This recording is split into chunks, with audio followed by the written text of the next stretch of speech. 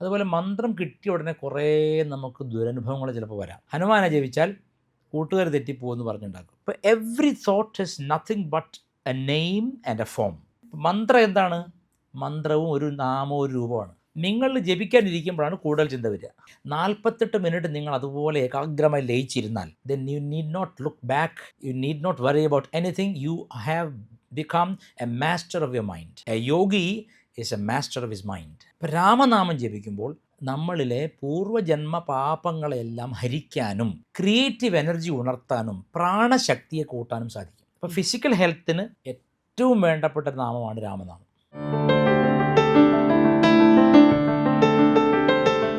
ഹൈന്ദവ വിശ്വാസങ്ങളിൽ ഏറ്റവും പ്രധാനപ്പെട്ട ഒന്നാണ് മന്ത്രോച്ചാരണം. നമ്മൾ പല മന്ത്രങ്ങളും മന്ത്രജപം അതെ. അപ്പോൾ മന്ത്രങ്ങൾ ജപിക്കാറുണ്ട്. നമ്മളത് നേരവും കാലം ചിലർ നോക്കുന്നവരുണ്ട്, ചിലർ നോക്കാറില്ല. അപ്പോൾ ശരിക്കും ഈ മന്ത്രോച്ചാരണത്തിൻ്റെ ഒരു സിഗ്നിഫിക്കൻസ് എന്താണ്, പ്രത്യേകത? നല്ല ചോദ്യമാണ്. ഇപ്പോഴത്തെ കാലത്ത് എല്ലാവരും മന്ത്രവാദികളാണ്. മന്ത്രവാദികളൊക്കെ തട്ടി നടക്കാൻ വയ്യ. അതെ. മന്ത്രം എന്ന് പറഞ്ഞാൽ മനനാത്രായത്തെ എത്തി മന്ത്രം എന്നൊരു കോമൺ ഇത് പറയും. അത് മനനം ചെയ്തുകൊണ്ട് മനസ്സിനപ്പുറം കടക്കുക എന്ന് പറയും. പക്ഷെ അതിനേക്കാൾ ഇപ്പം ഒരു മഹാത്മാവ്, അതായത് ജീവിത ലക്ഷ്യം പോവുക ഈശ്വര സാക്ഷാത്കാരം നേടിയ ഒരു മഹാത്മാവ് ശിഷ്യന് ഒരു മന്ത്രം ഉപദേശിക്കുന്നു. ഓം നമഃ ശിവായ എന്നോ അല്ലെങ്കിൽ ഓം നമോ ഭഗവതേ വാസുദേവായ എന്നോ എന്ത് മന്ത്രമായിക്കോട്ടെ. അപ്പോൾ മന്ത്രം എന്ന് പറഞ്ഞാൽ വിത്താണ്, ബീജം, വിത്താണ്. അത് ശിഷ്യൻ വളരെ ശ്രദ്ധയോടെ ഗുരു പറഞ്ഞതനുസരിച്ച് ഏത് സമയത്ത് ജപിക്കണം എന്ന് പറഞ്ഞതനുസരിച്ച് ഇത്ര ഉരു ജപിക്കണം, അത് കൃത്യമായ നിഷ്ഠയോടെ ചെയ്യുമ്പോൾ വളക്കൂറുള്ള മണ്ണിൽ വിത്ത് കുഴിച്ചിട്ട പോലെയാണ്. Disciplined mind. ഇപ്പം നമ്മൾ പ്ലൗവിങ് എന്ന് പറയും, ഈ ലാൻഡ് ആദ്യം ഒന്ന് ഉഴുതുമറിക്കും. അതുപോലെ മന്ത്രം കിട്ടിയ ഉടനെ കുറേ നമുക്ക് ദുരനുഭവങ്ങൾ ചിലപ്പോൾ വരാം. കാരണം നമ്മുടെ മൈൻഡ് അതുവരെ ശരിയെന്ന് വിചാരിച്ചിരുന്ന പല കാര്യങ്ങളും ഈ മന്ത്രത്തിൻ്റെ സാന്നിധ്യം കൊണ്ട് അങ്ങനെയല്ല, റൈറ്റ് പെർസ്പെക്റ്റീവ് വന്നു തുടങ്ങുമ്പോൾ ചിലത് പെയിൻഫുൾ ആയിരിക്കും. ഉദാഹരണം പറഞ്ഞാൽ ചില ആൾക്കാർ എന്നോട് പറയും, ഗുരുജി ഹനുമാൻ ചാലീസ ചൊല്ലട്ടെ എന്ന്. ഞാൻ ചൊല്ലിക്കോ എന്ന് പറയും. അവർ ഹനുമാൻ ചാലീസ കൊണ്ട് സ്റ്റാർട്ട് ചെയ്യുമ്പോൾ അതുവരെ തോളത്ത് കയറ്റ് നടന്ന ഒരാൾ പെട്ടെന്ന് തെറ്റിപ്പോകും അകാരണമായിട്ട്. അല്ലെങ്കിൽ നമ്മൾ അതുവരെ ശരി നല്ല ആളാണെന്ന് വിചാരിച്ചൊരു വ്യക്തിയുടെ മറ്റൊരു വശം നമുക്ക് കാണിച്ചു തരും. പലപ്പോഴും നമുക്കത് ഉൾക്കൊള്ളാൻ പറ്റില്ല, കാരണം നമ്മൾ അത്രയും ഹൃദയം കൊടുത്തിട്ടുള്ള ആളാവും. അപ്പോൾ എന്താ, ആരെ കുറ്റം പറയും? ഹനുമാനെ കുറ്റം പറയും. ഹനുമാനെ ജപിച്ചാൽ കൂട്ടുകാർ തെറ്റിപ്പോകുമെന്ന് പറഞ്ഞുണ്ടാക്കും. ശരിക്കും അങ്ങനെയല്ല. ഹനുമാൻ എന്താ നിങ്ങളുടെ ജീവിതത്തിൽ സാന്നിധ്യം ചെയ്യുകയാണ്.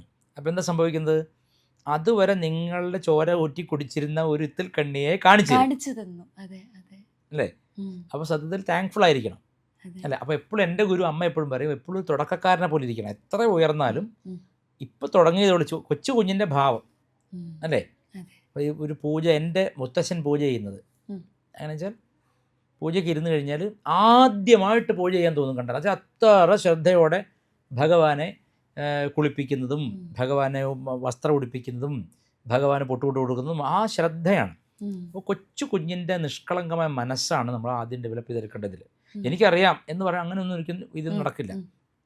അപ്പോൾ ഈ മനസ്സെന്ന് പറഞ്ഞാൽ എന്താണ്? വൃത്തിരൂപം, ആവൃത്തികളാണ്, ചില ഫ്രീക്വൻസീസാണ്. ഇപ്പോൾ ഉദാഹരണം പറഞ്ഞാൽ ഞാൻ ആതിരയെ ചിന്തിക്കുന്നു, ആതിര പിന്നെ ഇലക്ഷൻ ജയിച്ചു, MLA ആയി, ഞാൻ ആ ചടങ്ങിന് എന്നെ ആതിര ക്ഷണിക്കുന്നു, ഞാൻ അതിന് വരുന്നു, ഇതൊക്കെ എൻ്റെ ചിന്തയിൽ ഞാൻ വരികയെന്ന് വെച്ചോളൂ. അപ്പോൾ അതൊരു കണ്ടിന്യൂറ്റി അല്ല ശരിക്കും പറഞ്ഞാൽ. ഈ ടോം ആൻഡ് ജെറി എങ്ങനെ വെച്ചാൽ അയാൾ വരച്ചിട്ടാണ് തരാം, എല്ലാ സീനും വരച്ചിട്ട് വേഗത്തിൽ ഇങ്ങനെ, അപ്പോഴാണ് നമുക്ക് ഒരു ഫ്രീക്വൻസി കിട്ടുന്നതന്നെ.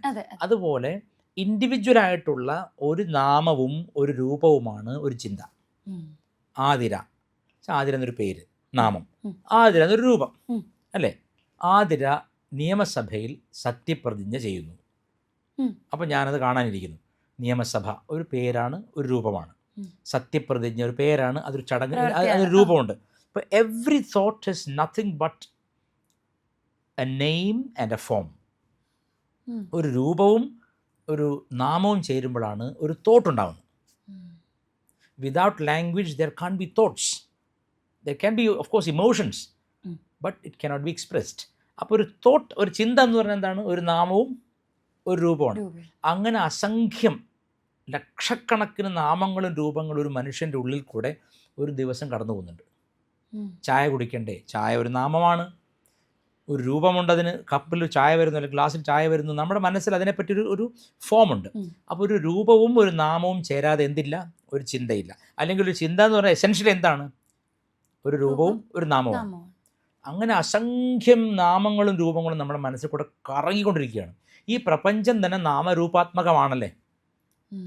ഈ ലോകം എന്താണ്, ഈ കാണപ്പെടുന്ന രൂപം, ഭൂമി ഒരു രൂപം, അതിനൊരു പേര് ഭൂമി എന്ന് അല്ലേ. ഇപ്പം ഞാൻ ചെമ്പരത്തി പൂ എന്ന് പറയുമ്പോൾ ഉടനെ റോസാപ്പൂ അല്ലല്ലോ ചിന്തിക്കുന്നത്. അപ്പം നമ്മുടെ മനസ്സിൽ ഫിക്സ്ഡ് ആയിട്ട് തോട്ട്സ് വരുന്നത് എങ്ങനെയാണ്, നമ്മൾ ഒന്നൊന്നായി തൊട്ട് എണ്ണുകയാണ്. നാരായണ ഗുരുസ്വാമി പറഞ്ഞ പോലെ, അതായത് ഇത് മുല്ലപ്പൂ, അതാ ശലഭം, ഇതാണോ അത്, ഇങ്ങനെ ആന, ഈ നമ്മൾ പറ അത് തന്നെ.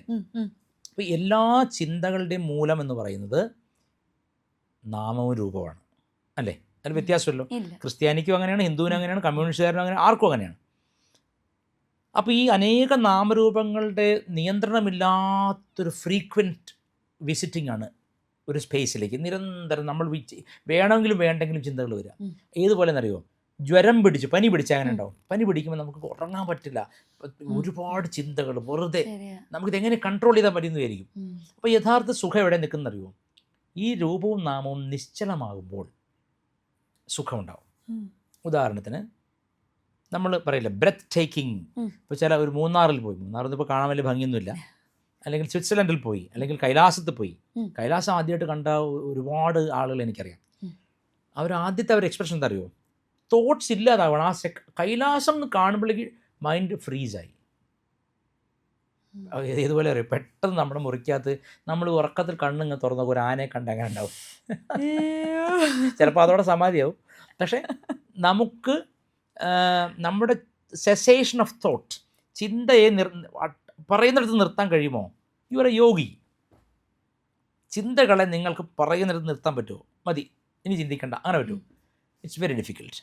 അപ്പോൾ അതാണ് ശങ്കരാചാര്യ പറയുക പ്രതിബോധവിദിതം മതം. അതായത് between every thought there is a slight hair breadth gap. ഒരു ചിന്ത കഴിഞ്ഞ് അടുത്ത ചിന്തയിലേക്ക് വരുന്നതിന് മുമ്പ് ഒരു വളരെ നാരോ ഗ്യാപ്പുണ്ട്. ആ ഗ്യാപ്പിലാണ് ശ്രദ്ധിക്കേണ്ടത്. മന്ത്രം എന്താണ്? മന്ത്രവും ഒരു നാമവും ഒരു രൂപമാണ്. ഓം നമോ ഭഗവതേ വാസുദേവായ, കൃഷ്ണൻ്റെ വളരെ പ്രസിദ്ധമായ ദ്വാദശാക്ഷരി മന്ത്രമാണ്. ഇതെങ്ങനെ ജപിക്കുക? കൃഷ്ണനെ മനസ്സ് കാണണം അല്ലേ. പക്ഷെ കൃഷ്ണനെ മനസ്സ് കാണാൻ പ്രയാസമാണ്. നമുക്ക് ആതിരെ ഓർമ്മ വരും, അമ്പാടി ഓർമ്മ വരും, അല്ലെങ്കിൽ വടയാർ സുനിലിന് ഓർമ്മ വരും. അതൊക്കെ എളുപ്പമാണ്, നമുക്ക് മനസ്സിൽ അറിയാം, നമ്മുടെ അച്ഛനെ അമ്മയൊക്കെ എളുപ്പം ഓർക്കാം. പക്ഷേ കൃഷ്ണനെ, അന്തരാത്മാവായിരിക്കുന്ന കൃഷ്ണനെ നമ്മൾ മറന്നുപോയി. അല്ലെങ്കിൽ നമ്മുടെ ഇഷ്ടമൂർത്തി ആരും ആയിക്കോട്ടെ, ആത്മസ്വരൂപം ഈശ്വരനെ ഓർക്കാൻ ഏറ്റവും പ്രയാസം. മനുഷ്യർക്ക് ഒരു വിഷമമില്ല. ഈദി അമീനെയോ ഹിറ്റ്ലറെയോ ഒക്കെ പെട്ടെന്ന് ഓർമ്മ വരും. നമുക്ക് കൃഷ്ണൻ എന്ന് പറയുമ്പോൾ അവിടെ അത് ഓർത്തെടുക്കണം. നമുക്ക് ശീലമില്ല. കാരണം നമ്മൾ ചിന്തിച്ച് ശീലിച്ച് എന്താണ്, ലോകം മാത്രമാണ്. അപ്പോൾ അതിൽ നിന്നൊരു ഇൻവേർഡ് ഗോയിങ് ആണ് മന്ത്രജപം. പുറത്തേക്ക് പോകല്ല.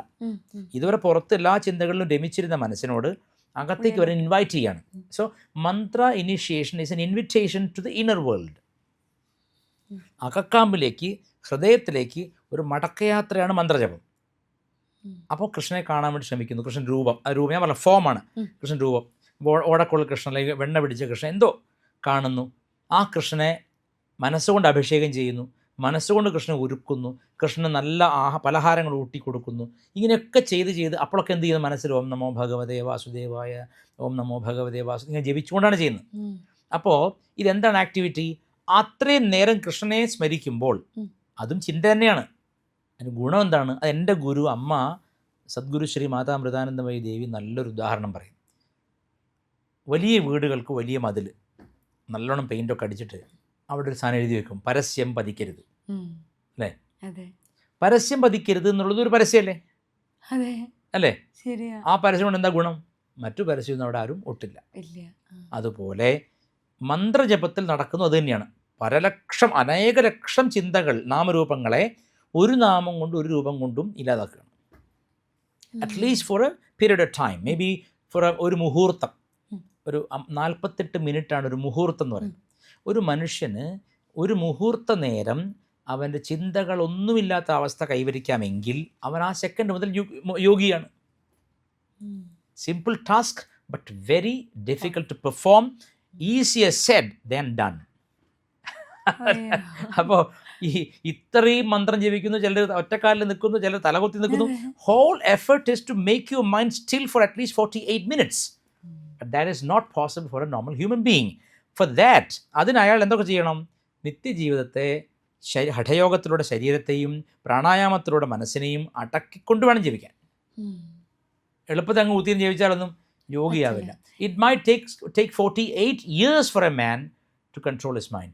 Maybe 48 lives, 42 ജന്മങ്ങൾ വേണ്ടി വന്നേക്കാം. വി ഡോണ്ട് നോ, അതിൻ്റെ സമയം നമുക്കറിയില്ല. പക്ഷേ എസെൻഷ്യലി മന്ത്രജപത്തിൽ നടക്കുന്ന എന്താണ്? 1000 നാമരൂപങ്ങളെ ഒരു നാമവും ഒരു രൂപവും കൊണ്ട് അറ്റാക്ക് ചെയ്യണം അല്ലേ? അതാണ് പരിപാടി. അത് ഇങ്ങനെ ഈ പെർസ്പെക്റ്റീവ് മനസ്സിലാക്കാതെ മന്ത്രം ജപിച്ചാൽ കൃഷ്ണന് വേണ്ടിയാണ് ഞാൻ ജപിക്കുന്നത്, അല്ല, കൃഷ്ണൻ നിങ്ങളുടെ മന്ത്രം കിട്ടിയിട്ട് റേഷൻ മേടിക്കേണ്ട ഗതികേടൊന്നും ഇല്ല. നമുക്കാണ് പ്രശ്നം, നമ്മുടെ മനസ്സിൽ തോട്ട് അറ്റാക്കാണ്. ഇതിങ്ങനെ ഫ്ലഡ് ചെയ്തിട്ട് ഒരു നിയന്ത്രണമില്ലാതെ ചിലപ്പോൾ ഡിപ്രഷൻ വരുന്നു, ചിലപ്പോൾ എന്താ പറയുക, നമ്മൾ പറയില്ലേ സൂമീസ്, നമ്മൾ എനർജി ഹൈക്കായിട്ട് എന്തൊക്കെയോ ചെയ്യുന്നു. ഫോർ അവർ മൈൻഡ് ടു നമുക്ക് നമ്മുടെ മനസ്സിനെ നിയന്ത്രിക്കാനുള്ള ഒരു ശക്തി സിദ്ധിക്കണമെങ്കിൽ അതിനുള്ളൊരു ടൂളാണ് മന്ത്രം. പക്ഷേ ഈ മന്ത്രത്തിൽ ദേവത ഒളിഞ്ഞിരിക്കുന്നുണ്ട്. ഇപ്പോൾ ഓം നമോ ഭഗവതേ വാസുദേവായ അല്ലെ ഓം നമഃശിവായ എന്ന മന്ത്രത്തിൽ ആ ദേവത രൂപം ഒളിച്ചിരിക്കുന്നുണ്ട്. അത് നിരന്തരം പുരസ്ചരണം തന്നെ റിപ്പീറ്റ് ചെയ്യുമ്പോൾ എന്താ സംഭവിക്കുന്നത്? അത് ആ സമയത്ത് അത്രയും നേരം അനേക ചിന്തകൾ വരാതിരിക്കും, അതിലേക്ക് ഏകാഗ്രത വരും. ഏകാഗ്രത means one pointedness. I am thinking only about Krishna, I am thinking only about Shiva. But അത് കണ്ടിന്യൂസ് ആകുമ്പോൾ മനസ്സിന് തോന്നുന്നു ഇനി ഇവരും ചിന്തിക്കാമെന്ന് പോകുന്നത്, നമുക്ക് ഒഴിഞ്ഞു പോയേക്കാം, അങ്ങനെയല്ലേ? സോ നമ്മൾ പറയില്ലേ, അപ്പോൾ ഞാൻ ആതിരയുടെ വീട്ടിൽ വന്നു, അപ്പോൾ ആതിരയ്ക്ക് എന്നോട് ചെറിയൊരു പണക്കൊണ്ടെന്ന് വിചാരിക്കാം. അപ്പോൾ ആതിര അമ്പാടിയായിട്ട് സംസാരിച്ചുകൊണ്ടിരിക്കുകയാണ്. അപ്പം ഞാൻ കഥേനടുത്ത് വന്ന് നിന്നിട്ട് നോക്കാക്കും. ആതിര മൈൻഡ് ചെയ്യുന്നില്ല, ഡെലിബറേറ്റ്ലി മൈൻഡ് ചെയ്യുന്നില്ല. കുറേ നേരം സംസാരിക്കുന്നു. ഇപ്പോൾ ഇനി ഞാൻ ഹലോ എന്നൊക്കെ പറയുമ്പോഴും ആതിര മൈൻഡ് ചെയ്യുന്നില്ല. കുറേ കഴിയുമ്പോൾ ഞാൻ വരികയോ ഇൻസൾട്ടഡ് ആവും. ഞാൻ എന്താ വരിക, ആതിരയ്ക്ക് എൻ്റെ സാന്നിധ്യം താല്പര്യമില്ല, ഞാൻ മടങ്ങി പോകും. അതുപോലെ ജപിക്കുമ്പോൾ പല ചിന്തകൾ വന്ന് മുട്ടി നോക്കും. അപ്പം നമ്മൾ എന്ത് ചെയ്യണം? ഒന്നുകൂടി ആഞ്ഞ് കൃഷ്ണനെ അല്ലെങ്കിൽ രാമനെ പിടിക്കണം. കുറേ ദിവസത്തെ ട്രെയിൻഡ് ആകുമ്പോൾ ഒരേ സമയത്ത് ട്രെയിൻഡ് ആവണം. It's A psychology. ഒരേ സമയത്ത് ട്രെയിൻഡ് ആകുമ്പോൾ മറ്റു തോട്ട്സിന് മനസ്സിലാവുമ്പോൾ ഈ വ്യക്തിക്ക് എന്നെ വേണ്ട, I leave better. It can be A sexual thought, it can be A political thought, it can be something else. Those disturbing thoughts, if you train your mind to focus on your favorite deity, will leave eventually because you are being unfriendly to it. Enmity അല്ല, തോട്ട്സിനെ നേരിട്ട് എതിർത്ത് enmity വന്നാൽ ഇരട്ടിക്കുള്ളത് ബാലിയെ പോലെയാണ്. ഇപ്പം വേണ്ടത് അമിത്രതയാണ്. അമിത്രത is not enmity, ശത്രുതയല്ല. ശത്രുത വേണ്ട, അമിത്രതയാണ്. അതായത് when thoughts come, don't entertain them. ഇപ്പോൾ ഉദാഹരണം പറഞ്ഞാൽ, ഞാൻ പരീക്ഷയ്ക്ക് പഠിക്കുകയാണ്, നാളെ ബയോളജി എക്സാമാണ് എന്ന് വിചാരിക്കുക. ഞാൻ ഒത്തിരി പഠിക്കാനുണ്ട്. എനിക്ക് പഠിച്ചുകൊണ്ടിരിക്കുമ്പോഴായിരിക്കും പെട്ടെന്ന് എനിക്ക് തോന്നുക, മാവ് പോകുന്ന സമയമാണ്, മാങ്ങയുള്ള സമയമാണ്, ഒരു മാങ്ങ എറിഞ്ഞിട്ടാലോ തോന്നും, ഒരു മാങ്ങ എറിഞ്ഞിട്ട് കഴിച്ചാലോ. അപ്പോൾ ഉടനെ മൈൻഡ് എന്താ പറയുക, വേണ്ട മോനെ നാളെ പരീക്ഷയാണ്, മറ്റന്നാൾ വേണ്ട മാങ്ങ എറിയാം അല്ലേ. അപ്പം അവിടെ ഈ ബയോളജി ഉപയോഗിച്ചിട്ട് ഇത് പഠിക്കണം എന്നുള്ളത് കൊണ്ട് അത് തള്ളിക്കളയുന്നു. അമിത്രതയാണ്. ലൈക്ക് വൈസ് നിങ്ങൾ ജപിക്കാനിരിക്കുമ്പോഴാണ് കൂടുതൽ ചിന്ത വരിക. അപ്പോൾ നിങ്ങൾ എന്ത് ചെയ്യണം? ആ മന്ത്രത്തെ ആഞ്ഞ് ജപിക്കണം. പാദം തൊട്ട് കേശം വരെ, കേശം തൊട്ട് പാദം വരെ ദേവതയെ കണ്ടുകൊണ്ട് ജപിക്കണം. അപ്പോൾ ഒരു തോട്ട് ഇങ്ങനെ വരും, ബീപ് ബീപ്. നമ്മളൊരാൾ സംസാരിച്ച് വേറെ കോൾ വരത്തില്ലേ, അപ്പോൾ അതുപോലെ തോട്ട് വരും. ശബ്ദം കേൾക്കും, അപ്പുറത്ത് ദോശയുടെ മണം വരും, അപ്പുറത്ത് ഒരാൾ പാട്ട് വെച്ച് ഡാൻസ് ചെയ്യുന്നത്, അപ്പോൾ അത് പോകണം. എല്ലാത്തിനെയും നമ്മൾ ഇതിലേക്ക് കൂടുതൽ കൂടുതൽ കൂടുതൽ ആഞ്ഞു പോകുമ്പോൾ by and by your mind will gain grounds in it. അതായത് നിങ്ങൾ കുറച്ച് കഴിയുമ്പോൾ നിങ്ങൾ യുദ്ധം ജയിച്ചു തുടങ്ങും. കാരണം പിന്നെ അതൊന്നും നമ്മളെ ഡിസ്റ്റർബ് ചെയ്യാതാവും, ഡിസ്റ്റൻ്റ് ആയിട്ട് കാണും, കുറേ കഴിയുമ്പോൾ ഇല്ലാതാവും. അപ്പോൾ നിങ്ങൾക്ക് കേൾക്കാം പെർഫെക്റ്റ് ഇതായി. 48 മിനിറ്റ് നിങ്ങൾ അതുപോലെ ഏകാഗ്രമായി ലയിച്ചിരുന്നാൽ, then you need not look back, you need not worry about anything, you have become a master of your mind. A yogi is a master of his mind. ഇതാണ് മന്ത്രജപത്തിൻ്റെ കാതൽ. അതെ. ഇപ്പോൾ നേരത്തെ ഗുരുജി പറഞ്ഞപ്പം അതിൻ്റെ കൂടെ എനിക്ക് ചോദിക്കണം തോന്നിയ കാരണം, അത് കുറച്ച് മന്ത്രങ്ങളും അത് ജപിക്കേണ്ടവരും ജപിക്കേണ്ട ഒരു സാഹചര്യം കുറച്ചൊരു എനിക്ക് തോന്നുന്നു സാധാരണ ഇതാണ്. ഇങ്ങനെയാണ് ഇപ്പം, അങ്ങനെ ഇപ്പോൾ പറയാൻ പറ്റില്ല. ഞാനിതിലൂടെ പറഞ്ഞുകൊണ്ട് ആരുമ്പോൾ ചാടി മന്ത്രം ജപിച്ചിട്ട് കാര്യമില്ല. പക്ഷെ കോമൺലി നമ്മുടെ നാട്ടിലൊക്കെ പണ്ട് സന്ധ്യാജപം നടത്തുമ്പോൾ ആളുകൾ ഹരിനാമകീർത്തനം വായിക്കും, അല്ലെങ്കിൽ ജ്ഞാനപ്പാന വായിക്കും. അതൊക്കെ ജ്ഞാനപ്പാനയൊക്കെ എന്ന് വെച്ചാൽ മലയാളത്തിലുള്ള ഉപനിഷത്താണ്. ജ്ഞാനപ്പാന മലയാളത്തിൽ എഴുതപ്പെട്ട ഉപനിഷത്താണ്. അല്ലെങ്കിൽ ചിലർ മിക്കവാറും ഞാൻ കേട്ടിട്ടുള്ള എന്താണെന്ന് വെച്ചാൽ രാമ രാമ രാമ രാമ എഴുതി. രാമനാമവും ശിവനാമവും മിക്ക 90% ഹിന്ദുക്കളുടെ വീട്ടിലും നിത്യം ഉണ്ടായിരുന്നു. ഇപ്പം അത് മെല്ലെ മെല്ലെ മാറി കൾട്ടുകൾ വന്നപ്പോൾ. ഇപ്പോൾ രാമനാമം എന്ന് പറഞ്ഞാൽ നമ്മുടെ മണിപൂരക ചക്രത്തിലാണ് നമ്മുടെ പൂർവ്വജന്മ സ്മരണകളിരിക്കുന്നത്. നമ്മുടെ ബോഡിയെ ഒരു യോഗിക് ബോഡിയായിട്ട് എടുത്താൽ മൂലാധാരം, സ്വാധിഷ്ഠാനം, മണിപൂരകം, അതായത് നമ്മുടെ പൊക്കിൾ കൊടിയുടെ നേരെ പുറകിൽ നട്ടലിൻ്റെ നടുവിൽ വരുന്ന ചക്രമാണത്. ആ മണിപൂരക ചക്രത്തിലാണ് സത്യത്തിൽ നമ്മുടെ പൂർവ്വജന്മ സ്മരണകൾ, നമ്മുടെ ക്രിയേറ്റീവ് എനർജി. അതായത് ഇപ്പം നിങ്ങൾ പടം വരയ്ക്കുന്ന ഒരാളാണെന്ന് വെച്ചോളൂ.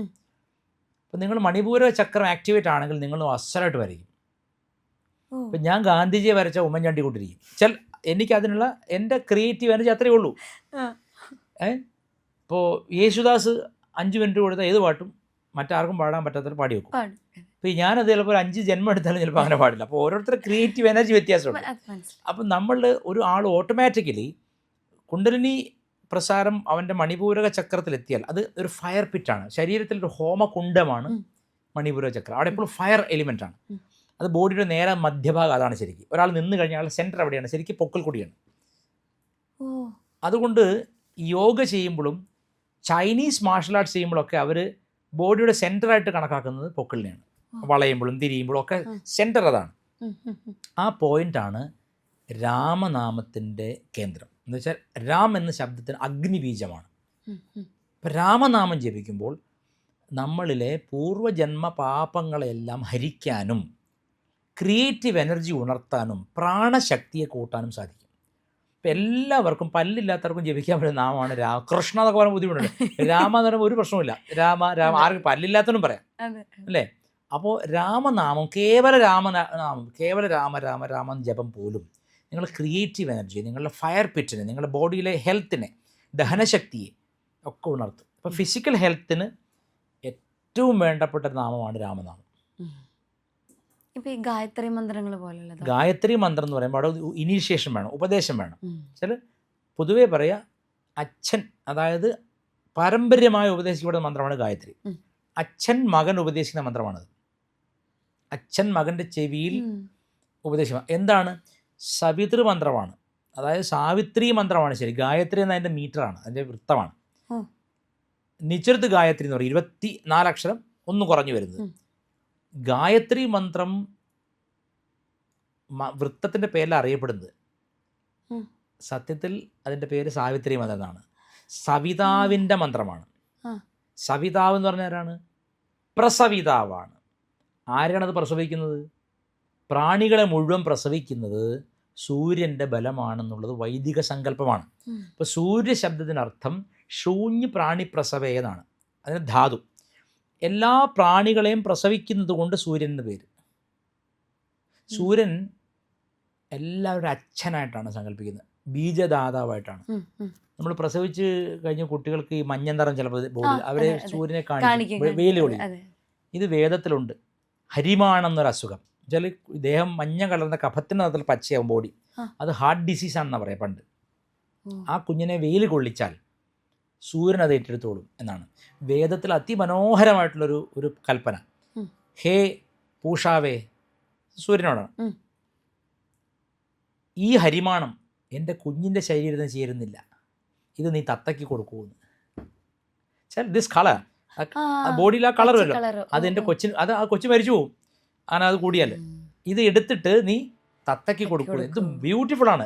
അത് പറഞ്ഞിരിക്കുന്നത് ശുദ്ധമായി മെഡിക്കൽ സയൻസ് ആണ് ശരിക്കും. പക്ഷെ അതിന് സൂര്യശബ്ദത്തിനെ ഉപമിക്കണം. അതായത് ഇതിന് പ്രാണം നിലനിർത്താൻ ഈ നിറം വേണ്ട, ഇതിന് യോജിക്കുന്നില്ല, ബോഡിയിലെ കളർ അത് തത്തയ്ക്ക് അനുയോജ്യമാണെന്ന് ഈ ഋഷി പറയാണ്. The observation of A great master. വൈദിക ഋഷിയുടെ ഒബ്സർവേഷനാണ്. വൈദിക ഋഷി ഒരു പോയറ്റ് ആണെങ്കിലും എ സയൻറ്റിസ്റ്റ് ആൻഡ് എ പോയറ്റാണ് വൈദിക ഋഷി. അപ്പം സകല ജീവജാലങ്ങൾക്ക് ഉദാഹരണം പറയാം. നമ്മളൊരു സ്ഥലത്ത് മുഴുവൻ അടിച്ചു കൂട്ടി ഒക്കെ കത്തിച്ചു, ചാരമായി, ഒന്നുമില്ല, എല്ലാം തീയിട്ട് കത്തിച്ചു. നമ്മൾ ഹോളികാ ദഹനം പോലെ, അല്ലെങ്കിൽ നമ്മൾ കർക്കിടക മാസം വരുമ്പോൾ നമ്മൾ കത്തിക്കത്തില്ലേ എല്ലാം, എന്താ പറയുക, അല്ല കർക്കിടക മാസം വരുമ്പോൾ, കർക്കിടക മാസം മുമ്പ് നമ്മൾ തലേന്നെല്ലാം വൃത്തിയാക്കിയിട്ട് ശ്രീബോധി വെക്കുക എന്നൊക്കെ പറയില്ലേ രാമായണം വായിക്കും. എല്ലാം കത്തി, എന്നാ ചേഷ്ടാ ഭഗവതിയെ പുറത്താക്കി, അങ്ങനെ എല്ലാം കത്തിച്ചു. മൂദേവി പുറത്താക്കിയിട്ട് മുഴുവൻ കത്തിച്ചാരമായി. മഴ പെയ്തു വയ്ക്കുക. പിറ്റേന്ന് രാവിലെ സൂര്യൻ ഉദിക്കുമ്പോൾ പോയി നോക്കിയാൽ മതി, ഈ ചാരത്തിൽ നിന്ന് മുള വരും, എന്തെങ്കിലുമൊക്കെ പൊട്ടി മുളച്ചു വിട്ടു. സൂര്യപ്രകാശം വരുമ്പോഴാണ് ചെടികളാണെങ്കിലും ഔഷധികളാണെങ്കിലും മനുഷ്യജീവനാണെങ്കിലും പ്രാണികളെല്ലാം ആണെങ്കിലും എല്ലാറ്റിനെയും ജീവസന്ധാരണം, ജീവൻ നിലനിർത്താനുള്ള കാരണക്കാരൻ സൂര്യനാണ്. സൂര്യൻ്റെ അഭാവം ഉണ്ടായാൽ ഭൂമിയിൽ ജീവൻ നിലനിൽക്കില്ല. അത്രയ്ക്കാണ് ഈ ഭൂമിയിലെ ജീവനും സൂര്യനും തമ്മിലുള്ള ബന്ധം. അതുകൊണ്ട് ജ്യോതിഷികൾ ജ്യോതിഷശാസ്ത്രത്തിൽ അർക്കശംഭുരുദാഹൃത എന്നാണ്, സൂര്യൻ ശിവനാണെന്നാണ് ജ്യോതിഷത്തിൽ കാണുന്നത്.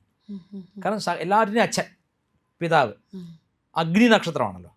അപ്പോൾ ഒരു മനുഷ്യന് ശരീരത്തിൻ്റെ ആരോഗ്യം കംപ്ലീറ്റ്ലി സൂര്യബലമാണ്, മനസ്സിൻ്റെ ആരോഗ്യം ചന്ദ്രബലമാണ്. ചന്ദ്രൻ മനക്കാരകനാണ്, സൂര്യൻ ശരീരകാരകനാണ്. പറഞ്ഞു പ്രാണം കൊടുത്ത് ശരീരത്തിൽ. അപ്പം പ്രാണബലത്തെ, ശരീരബലത്തെ ഉണർത്തുന്ന മന്ത്രമാണ് രാമമന്ത്രം. രാമൻ ഏത് വംശക്കാരനാണ്? സൂര്യവംശക്കാരൻ. അത് വെറുതെ പറയുന്നില്ല, രാമനാമത്തിൽ അഗ്നിബീജം ഉള്ളതുകൊണ്ട് പറയുന്നതാണത്. അപ്പോൾ കർക്കിടക മാസത്തിൽ രാമായണം വായിക്കുന്നതിനാണ്. സൂര്യൻ ഏറ്റവും മറഞ്ഞിരിക്കുന്ന, സൂര്യൻ ബലം കുറഞ്ഞ സമയമാണ്, ഫിസിക്കൽ ഡിസീസ് വരാം. അപ്പോൾ രാമനാമം ജപിക്കുമ്പോൾ ഈ ഫയർ പെട്ടെന്ന് ഫയർ ഉണരുകയും നമ്മുടെ ബോഡി ഉന്മേഷമുള്ളതായി തീരും, ആരോഗ്യമുള്ള. അതാണ് കാര്യം. ഗായത്രി മന്ത്രത്തിൻ്റെ ഉദ്ദേശം ഇത് മാത്രമല്ല. തത്സവിതുർവരേണ്യം ഭർഗോ ദേവസ്യ ധീമഹിനാണ്. ആ സവിതാവ് വരേണ്യനാണ്, അതായത് വരിക്കപ്പെടേണ്ടവനാണ്. To be received, to be welcomed in life.